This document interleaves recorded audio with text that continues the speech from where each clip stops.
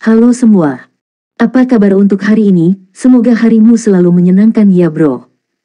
Selamat datang di channel YouTube saya. Tolong dibantu subscribe, like dan share ya, supaya saya terus semangat bikin kontennya. Wakakakak.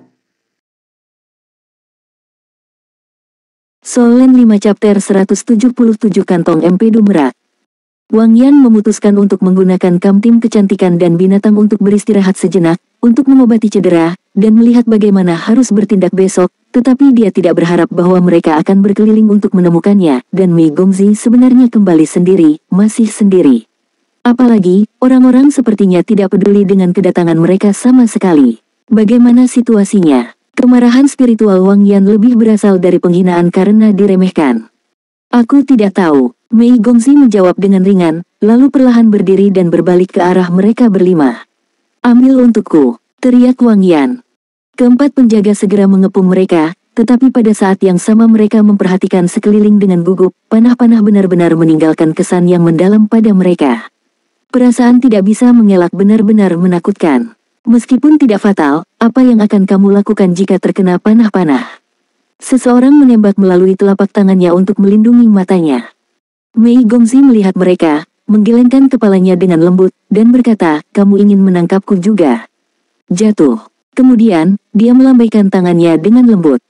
Tiba-tiba, pemandangan aneh muncul, keempat penjaga yang mendekatinya mengguncang tubuh mereka, dan kemudian perlahan-lahan jatuh ke tanah. Wang Yan tertegun sejenak, lalu berkata dengan terkejut, kamu, apa yang kamu lakukan pada mereka?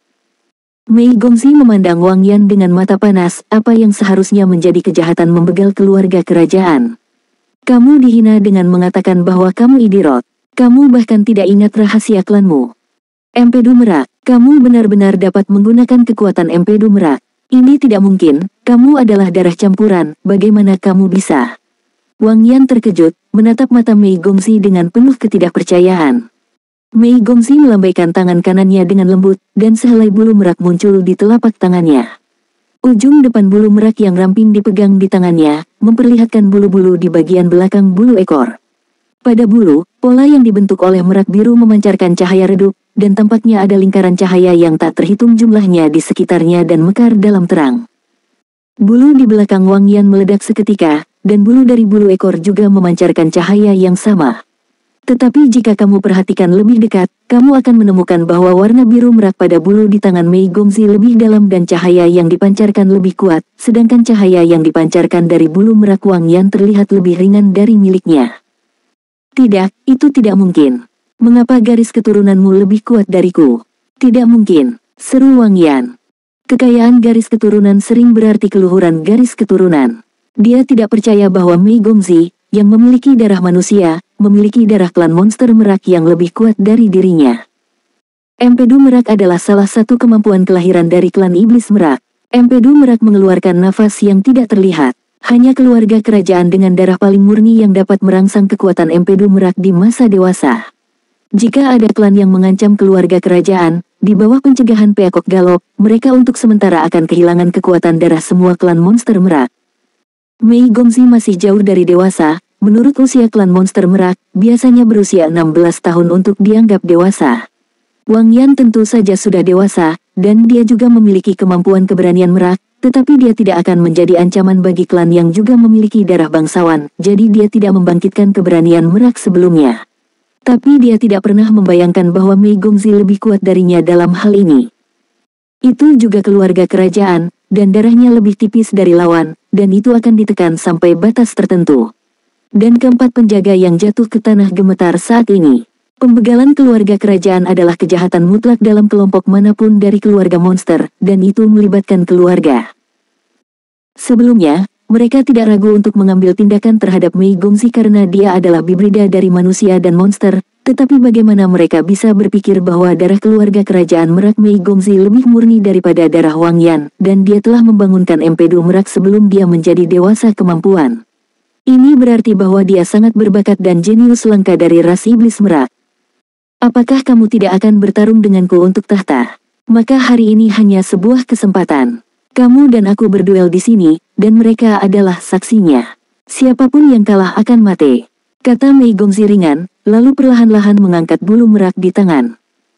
Ujung bulu merak, yang awalnya putih susu, perlahan berubah menjadi biru merak, memancarkan cahaya menyihir, dan rambut hitam panjangnya juga berubah menjadi biru merak pada saat ini.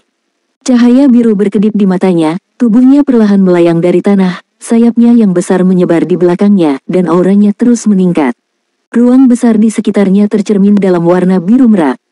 Cahaya keemasan kecil perlahan menyala di dahinya, dan cahaya keemasan berubah menjadi pola emas, berpusat di alis, memanjang secara diagonal ke atas, dan pola emas yang luar biasa digariskan di dahinya, seperti mahkota tambahan. Tingkat ketujuh, seru Wang Yan, menatap garis emas di dahi Mei Gongzi, wajahnya memucat. Otaknya bahkan menjadi kosong saat ini, sebagai keluarga kerajaan, dia sangat akrab dengan pola emas di dahi Mei Gongzi. Itulah lambang keluarga kerajaan Merak, mahkota emas Merak, yang hanya bisa dimiliki oleh keluarga kerajaan Merak dengan darah paling murni. Memiliki mahkota emas Merak berarti memiliki bakat untuk menembus batas dan menjadi kaisar iblis. Ya, itu adalah Raja Iblis, bukan Raja Iblis. Meski memiliki bakat seperti itu belum tentu bisa menjadi Raja Iblis, setidaknya ayah mereka, Raja Iblis Merak generasi ini belum bisa menjadi Raja Iblis Agung, tapi setidaknya itu berarti ada peluang. Yang paling penting adalah mahkota merak emas milik Wang Yan sendiri belum mengembun. Pembentukan mahkota emas merak tidak ada hubungannya dengan budidaya, tetapi hanya dengan potensi dan bakat, dan itu juga berarti harus memiliki kualifikasi untuk menjadi ahli waris. Baru pada saat inilah Wang Yan benar-benar mengerti mengapa Mei Gongzi, sebagai campuran manusia dan monster, akan diberikan kualifikasi ahli waris. Saat sang ayah mengumumkan hal tersebut, hampir semua sesepuh keluarga menyatakan penolakannya, namun sang ayah hanya dengan santai berkata, nanti aku bahas, tanpa penjelasan lebih lanjut. Ya, jelaskan apa? Mahkota emas merak adalah tiket ke ahli waris. Lebih penting lagi, di generasi mereka, ini adalah mahkota emas merak yang pertama. Dan apa yang disebut mahkota emas merak putra sulungnya hanyalah tanda hubung. Melihat mahkota emas, seperti kehadiran raja. Solen 5 chapter 178 putra mahkota emas. Di bawah paksaan Empedu Merak, keempat penjaga yang jatuh ke tanah gemetar saat ini benar-benar gemetar. Membegal keluarga kerajaan sudah merupakan kejahatan serius, belum lagi mahkota emas Merak, seperti pewaris putra mahkota yang ada di sini, sulit untuk tidak mati. Cahaya keemasan yang kuat datang dari mahkota Merak emas, meskipun basis kultivasi Wang Yan satu peringkat lebih tinggi, meskipun dia tidak akan terpengaruh oleh Empedu Merak karena darah kerajaannya, dia sudah ketakutan di bawah penindasan mahkota Merak emas. Napas, dia tidak pernah menjadi pria yang kuat dengan keberanian yang nyata. Kakak, angkat bulu merakmu, jangan biarkan keluarga kerajaan malu. Apakah kamu tidak akan bertarung memperebutkan tahta bersamaku? Aku akan memberimu kesempatan ini dan memberimu kualifikasi ini, kata Mei Gongzi dengan dingin. Dia berhak mengatakan itu karena dia memiliki mahkota burung merak. Keberadaan mahkota emas burung merak membuat tidak ada klan iblis yang mempertanyakan kekuatan garis keturunannya. Keberadaan mahkota emas merak membuatnya benar-benar unggul di antara klan monster merak. Meskipun Wang Yan adalah putra tertua, dia belum mencapai mahkota emas, jadi dia harus diberi peringkat setelah Mei Gongzi. Aku ingin mengatakan ini adalah kesalahpahaman sekarang, apakah kamu percaya? Wang Yan tanpa sadar mundur 2 langkah. Di depan aura kuat Mei Gongzi, dia bahkan tidak tega untuk berjuang. Mei Gongzi hanya menatapnya dengan dingin, cahaya pada bulu merak di tangannya menjadi semakin kuat, dan sayap besar serta bulu ekor terbuka di belakangnya sangat indah. Biasanya, monster merak betina tidak memiliki bulu ekor yang panjang, kecuali keluarga kerajaan. Bulu ekor keluarga kerajaan harus lebih ramping dan lebih indah. Dia sudah sangat cantik, tetapi pada saat ini, dia bahkan lebih cantik di bawah latar belakang bulu dan bulu ekor yang indah. Temui putra mahkota emas. Wang Yan tiba-tiba berlutut dan berteriak. Kali ini, bahkan sudut mulut Mei Gongzi tidak bisa menahan diri untuk tidak berkedut, dan ekspresi dingin di wajahnya hampir tidak bisa dipertahankan. Itu dia. Aku salah, putra mahkota terhormat dari mahkota emas. Aku tidak tahu bahwa kamu telah mengumpulkan mahkota emas dan untuk sementara tertipu. Aku hanya ingin memastikan kemurnian darah klan setan merak kita. Aku sudah tahu aku sangat salah, bahkan aku juga bingung untuk sementara waktu, dan aku dihasut oleh bawahanku, dan meminta putra mahkota emas untuk memberi kami kesempatan untuk mereformasi. Ketika Wang Yan mengangkat kepalanya lagi, sudah ada 2 baris air mata jatuh di wajahnya, dan matanya bahkan lebih tulus. Jika Tang San ada di sini, dia pasti ingin bertanya kepada orang ini, apakah kamu di sini untuk menjadi lucu? Dalam hal bakat dan kemampuan, orang ini sama sekali tidak baik, tetapi dalam hal kulit tebal, maka orang ini hampir bisa dibandingkan dengan klan gajah. Mei Gongxi perlahan-lahan meletakkan bulu merak di tangannya, dan berkata dengan ringan, pergi. Jangan pengaruhi suasana hatiku di sini. Ya, Wang Yan menghela nafas lega, dan buru-buru bangkit dari tanah dan hendak lari. Tunggu sebentar, Mei Gongxi berkata lagi. Mendengar ini, Wang Yan buru-buru berbalik dan berkata dengan datar, putra mahkota, apakah kamu punya perintah lain? Bersihkan busur ini sebelum pergi, katanya ringan. Bagus. Wang Yan bergegas maju. 4 penjaga lainnya juga telah bangkit dari tanah, dan efek cerah dari empedu merak telah menghilang. Mei Gongxi menarik empedu merak, kembali ke api unggun dan duduk. Wang Yan dan bawahannya dengan cepat menyeka anak panah itu hingga bersih, dan kemudian meletakkannya dengan rapi di depan Mei Gongxi. Kemudian dia perlahan mundur beberapa langkah, dan kemudian dengan cepat menghilang ke dalam kegelapan.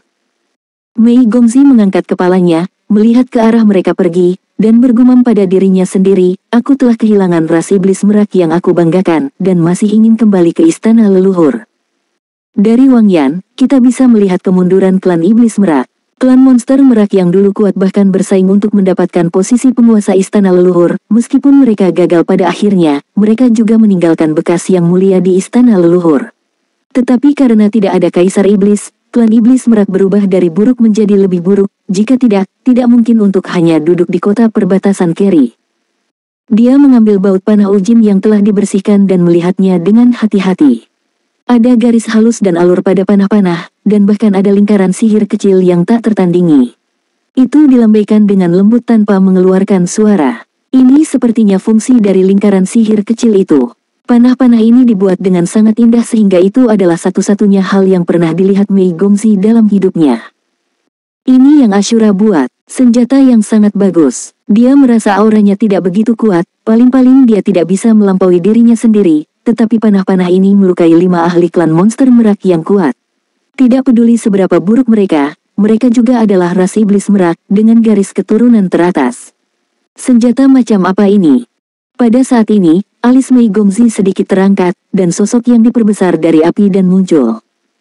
Temanmu mendekat ke sini, mereka seharusnya kembali untuk memeriksa situasi pertempuran, kata Zhang Haoxuan sambil tersenyum.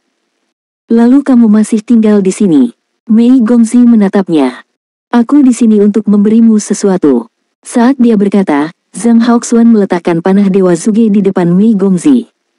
Melihat Suge Divine Crossbow, Mei Gongxi tercengang, kamu menahan orang itu.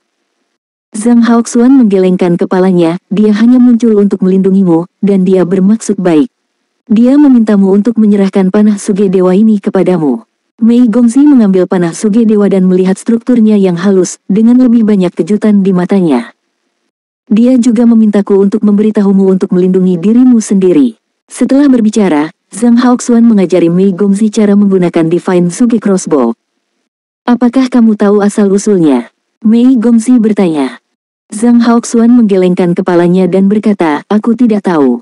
Seharusnya ada sesuatu di tubuhnya yang dapat mengancammu, dan aku tidak bisa masuk ke dalamnya. Tetapi menilai dari sikap dan tindakannya terhadapmu, dia baik. Aku hanya tidak tahu mengapa dia datang. Sangat misterius, tapi kamu tidak boleh menunjukkan tandamu di depannya. Yah, aku impulsif, kupikir dia milik kita. Mei Gongxi menundukkan kepalanya dan bermain dengan Suge God Crossbow di tangannya. Aku pergi dulu, mereka kembali. Dengan mengatakan itu, Zhang Haoxuan melintas dan menghilang ke dalam api lagi. Mei Gongxi menyimpan panah Dewa Suge di tangannya dan panah-panah di depannya, diam-diam mengeluarkan panci kecil dari gelang penyimpanannya, dan memasak teh susu untuk dirinya sendiri. Tidak lama kemudian, sebuah suara terkejut terdengar, apakah kamu baik-baik saja? Di mana mereka? Segera setelah itu, rekan satu tim dari tim Beauty and the Beast berjalan kembali ke kamp satu persatu. Pada saat ini, mereka semua tampak terkejut, ketika mereka melihat Mei Gongxi duduk di sana minum teh susu dengan tenang dari kejauhan, mereka merasa ada sesuatu yang salah. Mengapa dia tidak dibawa pergi? Bagaimana situasinya? Itu adalah 5 orang kuat peringkat 8. Aku lelah, aku akan istirahat. Mei Gongxi bahkan tidak melihat ke arah Song Junho, dan dengan cepat kembali ke tendanya. Song Junho dan beberapa siswa monster lainnya saling memandang dengan tidak percaya dan malu. Meskipun dia tampaknya telah diusir lebih awal, dia kembali terlambat dan berlari terlalu cepat. Secara alami, rekan satu tim lainnya melarikan diri di bawah isyaratnya. Apa yang harus dilakukan, Kapten? Setan beruang bertanya dengan suara rendah. Ayo istirahat dulu. Sepertinya Wang Yan dan yang lainnya sudah pergi, jadi mereka hanya bisa bertanya kapan mereka kembali. Lalu pengalaman kita. Ini bisnis seperti biasa. Aku benar-benar tidak tahu bagaimana dia melakukannya. Mungkinkah ada klan iblis merak dalam kegelapan? Song Junho mengerutkan kening, melambaikan tangannya, dan tidak meminta rekan satu timnya untuk melanjutkan. Dia merasa bahwa dia mungkin berada di tim yang salah, dan Mei Gongzi sedikit berbeda dari yang dia bayangkan. Solen 5 chapter 179 wewangian di tangan. Di sekolah, Mei Gongzi selalu sangat rendah hati. Meskipun dia adalah darah penguasa kota, bagaimanapun juga, dia adalah hibrida dari manusia dan monster. Oleh karena itu, gadis-gadis dari klan monster tidak mau bermain dengannya. Dan bahkan sengaja mengasingkannya. Dan dia selalu menjadi gadis yang sangat pendiam. Bahkan jika ras iblis merak sedikit menurun, itu masih merupakan kelompok teratas dalam hal garis keturunan. Salah satu alasan Song Junho mendekatinya adalah karena dia sangat tampan, dengan kecantikan feminin yang tidak dimiliki monster wanita, dan yang lebih penting, Song Junho mendengar bahwa dia mungkin menjadi salah satu pewaris Raja Iblis Merak. Meskipun Song Junho berpikir itu luar biasa, dia masih berpikir bahwa mendekatinya akan mengarah pada hubungan yang baik dengan klan monster Merak sampai Wang Yan muncul.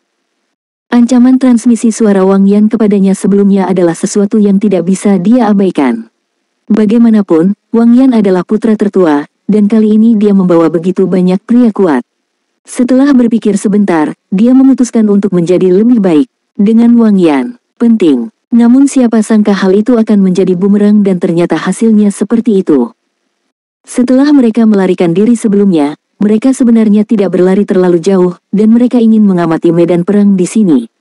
Pada akhirnya, sebelum mereka bisa tenang, mereka berbalik dan mengamati bahwa Mei Gongzi dan klan iblis merak telah menghilang. Semuanya terjadi begitu cepat sehingga mereka tidak begitu mengerti apa yang sedang terjadi. Pada saat ini, Mei Gongzi masih di sana, tetapi Wang Yan dan yang lainnya telah menghilang. Apa artinya ini? Tang San juga diam-diam kembali ke kamp saat ini, seolah-olah tidak ada yang terjadi, mengambil alih energi asal tempat dia berjaga, membiarkannya beristirahat dan menonton malam sendirian. Bagaimanapun, dengan suasana hatinya saat ini, dia tidak bisa tenang dan bermeditasi untuk sementara waktu. Tang San duduk di bawah pohon besar, memandangi telapak tangannya, sepertinya masih ada aroma samar telapak tangan Mei Gongzi di antara jari-jarinya. Meskipun situasinya mendesak pada saat itu, Tang San masih ingat dengan jelas bagaimana perasaannya ketika dia berhubungan dengannya. Tangannya sangat dingin, apakah dia takut dingin? Meskipun dia tahu bahwa dia setidaknya kultivasi tingkat 6, pikiran seperti itu masih muncul di benaknya tanpa terkendali. Ini adalah pertama kalinya dia bersentuhan dengan tubuh Mei Gongzi setelah dia datang ke dunia ini, dan hatinya sangat tersentuh. Sampai saat ini, masih ada debaran kuat di hatinya. Setelah keheningan penuh, Tang San berangsur-angsur menjadi tenang, muncul di depan Mei Gongzi sebagai Ashura bertopeng untuk melindunginya dengan lebih baik. Lagi pula, identitasnya sebagai pembersih tidak bisa dengan mudah terungkap. Dengan identitas Ashura, dia bisa melakukan banyak hal yang tidak bisa dia lakukan sebaliknya, dan dia bisa lebih sembrono dalam pertempuran. Mei Gongzi pasti meragukan kemampuannya, termasuk Divine Zuge Crossbow, jadi dia hanya memberinya Divine Zuge Crossbow untuk melindunginya. Aku benar-benar tidak menyangka bahwa dia akan menjadi Redemption Organization tingkat biru, keberadaan tingkat tertinggi dalam organisasi Redemption Organization di seluruh kota Kerry. Awalnya, aku memikirkan apakah aku bisa menemukan cara untuk membuatnya bergabung dengan Redemption Organization, siapa yang tahu bahwa dia awalnya adalah anggota Redemption Organization. Ini jelas merupakan kabar baik, setidaknya setiap orang memiliki filosofi yang sama, yang menghemat banyak masalah. Mei Gongzi terlahir kembali dari reinkarnasi istrinya. Setelah reinkarnasi, segala sesuatu dari kehidupan sebelumnya akan dilupakan. Kecuali tanda kecil dalam hidupnya, dia dapat dikatakan sebagai orang baru. Bahkan, ketika Tang San memilih untuk dilahirkan kembali dan mengejar istrinya, dia mempertimbangkan banyak situasi. Misalnya, dia yang bereinkarnasi bukanlah manusia.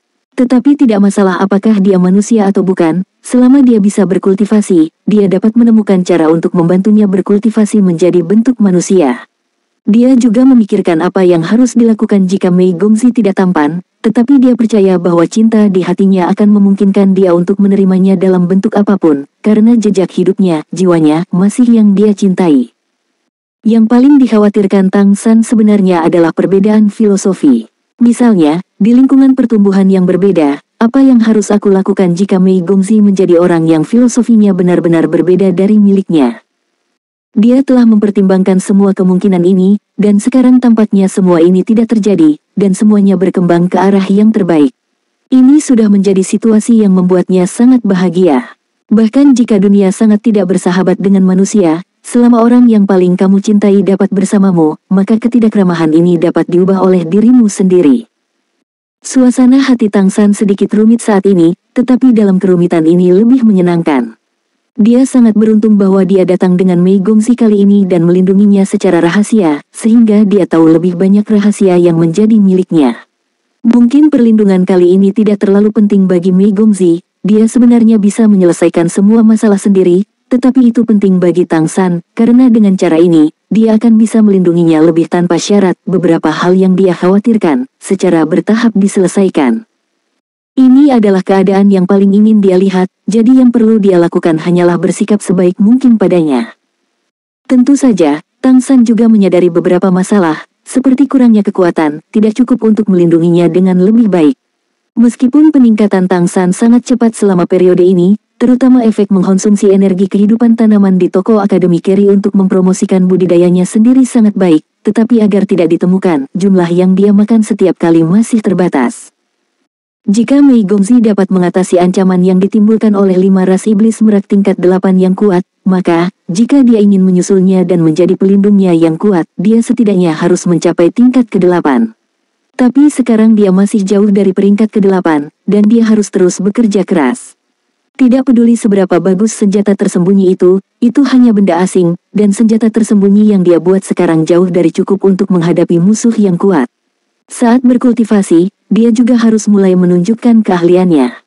Saatnya 3 senjata tersembunyi utama dari Sekte Tang muncul, mulai sekarang, kita harus mulai mencari bahan yang cocok untuk membuatnya. 3 senjata tersembunyi Sekte Tang termasuk Budas Furi Tang Lian, yang menempati urutan pertama, Jarum Bunga Pir Hujan Deras yang menempati urutan kedua, dan Bulu Merak yang menempati urutan ketiga. Secara relatif, produksi Budas Furious Tang Lian adalah yang paling sulit, bahan yang dibutuhkan untuk Jarum Bunga Pir Hujan Badai adalah yang paling menuntut, dan proses produksi Bulu Merak adalah yang paling rumit. Dengan sumber daya yang dimiliki Tang San saat ini dan kemampuannya sendiri, hanya Ling Peacock peringkat ketiga yang dibuat olehnya dengan kepastian yang lebih besar, dan Mei Gongzi kebetulan adalah pewaris garis keturunan dari ras iblis merak. Tang San memutuskan bahwa hadiah berikutnya yang akan dia berikan padanya adalah ini. Perlahan-lahan menjadi tenang, Tang San diam-diam mengoperasikan energi Suantian di dalam tubuhnya, menyesuaikan kondisinya. Baru-baru ini, dengan peningkatan terus-menerus dari jejak ke-6 Kaisar Perak Biru, dan menyerap energi kehidupan yang dibawa oleh bahan-bahan surgawi dan harta duniawi itu, kondisi seluruh orang Tang San menjadi lebih baik dan lebih baik. Temperatur tubuh oleh vitalitas besar telah membuat meridiannya lebih ulet, dan kekuatan tubuhnya juga meningkat dari hari ke hari. Ranah Suantian Gong juga didorong oleh vitalitas besar ini, bergerak menuju puncak urutan ke-6. Tetapi tidak ada keraguan bahwa terobosan dari urutan ke-6 ke urutan ke-7 adalah lompatan kualitatif, dan tidak mudah untuk menembus ambang ini. Tang San pasti punya cara sekarang, selama dia mengambil harta berharga dari lemari besi toko akademi dan melahapnya sepenuhnya, dia akan memiliki kemungkinan untuk menerobos, tapi itu pasti akan habis. Setelah seluruh item dicuri, itu pasti akan ditemukan oleh akademi, dan itu akan menjadi kesepakatan sekali pakai. Sebelum memutuskan untuk meninggalkan Akademi Carry, Tang San tidak akan pernah melakukannya. Oleh karena itu, jika kamu ingin menembus ke tingkat ke-7, kamu harus maju selangkah demi selangkah dan mengumpulkan banyak. Tang San sangat menyadari keunikannya sendiri. Mata rubah sebenarnya sangat membantunya. Mengejar keberuntungan dan menghindari kejahatan telah menyelamatkannya dari banyak masalah, dan membuat kultivasinya lebih lancar. Tetapi mata rubah juga memiliki masalah mata rubah, dan ini adalah bahaya besar yang tersembunyi. Tang San pernah meminta saran Zhang Haoxuan tentang pertanyaan ini, dan dikombinasikan dengan berbagai perubahan di Dubai, dia sampai pada suatu kesimpulan. Karena berkah keberuntungan, klan Tianhu dapat dikatakan sangat menantang surga di plain ini, tetapi memiliki kemampuan untuk menentang langit ini ada harganya. Suku Tianhu yang diberkati oleh Kiluk tidak dapat memiliki kemampuan lain, juga tidak dapat mengembangkan kemampuan lain, dan tubuh mereka selalu lemah. Bahkan Kaisar Iblis Besar Tianhu adalah sama, tetapi karena kekuatan keberuntungan Qi yang kuat, dia tidak membutuhkan kultivasi yang kuat sama sekali. Dengan ranah puncak mata rubah langit dari Kaisar Iblis Besar, jika ada yang ingin merugikannya, maka, aku khawatir dia akan mendapat serangan balik dari kultivasinya sendiri dan mati sebelum dia melakukannya. Keberadaan Tang San tidak diragukan lagi istimewa. Dengan mengolah Xuan Tiangong, dia memiliki banyak jejak transformasi Dewa Iblis, dan setelah mengintegrasikan kemampuan mata rubah, dia dikenali oleh plane ini. Karena kekuatan plane tidak dinilai terhadap seorang individu, tetapi berdasarkan nafas keseluruhan, ia dianggap telah membutakan penguasa plane ini sampai batas tertentu. Dia bisa memiliki kemampuan lain sambil memiliki mata rubah. Namun, ketika Tang San hendak mencapai tingkat dewa di masa depan, semua ini tidak akan terlihat. Tingkat dewa adalah keberadaan yang transenden dan suci, terlepas dari alam ini dan melekat pada alam ini, dan bahkan dapat dikatakan sebagai penjaga alam. Dan kemampuan yang dimiliki Tang San jelas bukan milik plane ini, tetapi dia menggunakan plane ini. Begitu dia menerobos ke tingkat dewa, maka dia pasti akan diperiksa oleh plane ini secara keseluruhan. Pada saat itu, mata rubah langit, dan bahkan dewa iblis lainnya, mungkin memiliki serangan balik. Semakin kultivasinya meningkat, semakin mendalam perasaan Tang San tentang hal ini. Dia sekarang sering berpikir tentang bagaimana menyelesaikan masalah ini ketika dia mencapai level dewa. Jika tidak, dia mungkin tidak dapat menyelesaikan terobosan, tetapi akan ditekan oleh plane dalam proses terobosan. Soul Land 5 Chapter 180 Saya punya ide berani. Di pagi hari berikutnya, semua orang makan sarapan dan pergi ke jalan lagi untuk melanjutkan perburuan harimau bersayap. Sesuai dengan kecepatan perjalanan mereka, paling lama 1 hari kemudian, mereka akan mendekati tempat tinggal harimau bersayap, yang merupakan tempat di mana mereka berada dalam kesusahan terakhir kali. Tentu saja, mereka tidak memiliki rasa takut. Terakhir kali mereka dapat melarikan diri dalam keadaan yang tidak menguntungkan seperti itu, dan mereka mampu membegal 2 harimau bersayap satu demi satu, tetapi kali ini kekuatan mereka secara keseluruhan telah meningkat pesat, dan diam-diam di sana adalah wali kota mengikuti secara langsung, dan bahkan jika dia bertemu dengan Raja Harimau bersayap lagi, tidak ada yang perlu dikhawatirkan. Saat mereka masuk lebih dalam ke pegunungan Keri, jumlah monster mulai meningkat, dan Tang San dan tim Redemption Organization-nya mulai mendapatkan sesuatu, dan mereka memperoleh banyak. Berburu monster tingkat rendah bukanlah apa-apa bagi mereka. Pada saat malam tiba di hari ketiga, mereka sudah memiliki 12 monster tingkat keempat dan tingkat kelima, yang telah melampaui perolehan 2 tim lainnya di pelatihan terakhir. Langkah selanjutnya adalah melihat apakah mereka bisa berburu harimau bersayap. Karena perubahan mendadak terakhir, Wu Binji sengaja mengontrol jarak kali ini dan memilih untuk beristirahat di area yang jauh dari harimau bersayap. Besok mereka akan membutuhkan lebih dari 2 jam untuk mencapai posisi di mana mereka bertemu Raja Harimau terakhir kali. Menurut berita yang dibawa kembali oleh Cheng Zicheng, tempat peristirahatan tim Beauty and the Beast dari Kericol Lege di sisi lain lebih dekat ke tempat tinggal harimau bersayap daripada di mana mereka berada, lebih dari 10 km jauhnya. Dari pihak mereka, tujuan kedua belah pihak adalah sama. Kakak senior, apakah kamu ingin mendiskusikan tindakan pencegahan besok bersama? Tang San bertanya pada Wu Binji. Oke, Wu Binji memanggil semua orang, dia tahu bahwa Tang San akan mengatur taktik besok. Tang San pertama-tama mengeluarkan setumpuk topeng logam dari tas penyimpanannya dan menyerahkannya kepada semua orang. Berbeda dengan topeng identitas asurannya, topeng logam ini menutupi seluruh wajah. Wu Binji mengangguk ke Tang San, ceritakan padaku tentang itu, Xiao Tang. Oke, dilihat dari situasi saat ini, tujuan Akademi Keri juga pasti macan. Jika tujuannya sama, ada kemungkinan kita berdua bertemu. Jadi mulai besok, tolong pakai topeng dan bertindak, untuk tidak mengungkapkan identitas kami. Tentu saja, kami masih harus menghindari satu sama lain sebisa mungkin. Aku telah memantau situasi mereka selama 2 hari terakhir. Tim Akademi Keri ini memiliki setidaknya 1 anggota urutan ke-8 dan 2 hingga 3 ke-7 anggota Orde.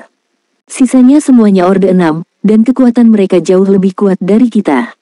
Bahkan jika ada guru di belakang kita untuk melindungi kita, lebih baik tidak berkonflik dengan mereka. Tapi aku punya ide berani bahwa aku ingin berdiskusi denganmu. Sudut mulut Guli berkedut, dan dia tidak bisa menahan diri untuk tidak berkata, bahkan kamu mengatakan itu ide yang berani, seberapa berani itu? Di mata mereka, pikiran Tang San benar-benar liar. Terakhir kali dia berani melamar untuk pergi keluar sendirian untuk mengalami berburu dan membegal harimau bersayap, itu mengejutkan mereka. Yang paling penting, dia mampu meyakinkan guru untuk setuju, yang bahkan lebih luar biasa. Saat ini, bahkan dia mengatakan itu adalah ide yang berani, jadi bisa dibayangkan betapa buruknya ide ini. Tang San tersenyum sedikit dan berkata, meskipun itu ide yang berani, aku masih memiliki tingkat kepastian tertentu. Yang paling penting adalah begitu kita berhasil, keuntungan kita akan jauh lebih tinggi daripada yang terakhir kali. Lebih tinggi dari yang terakhir kali. Dubai menarik napas dalam-dalam. Tang San mengangguk, dan berkata, tidak mudah untuk menilai seberapa banyak, tetapi begitu berhasil, itu pasti akan penuh. Sumber daya yang dapat ditukar untuk kali ini mungkin cukup bagi semua orang untuk meningkatkan tingkat pertama kultivasi. Apa? Benarkah? Aku setuju. Dubai setuju tanpa ragu-ragu.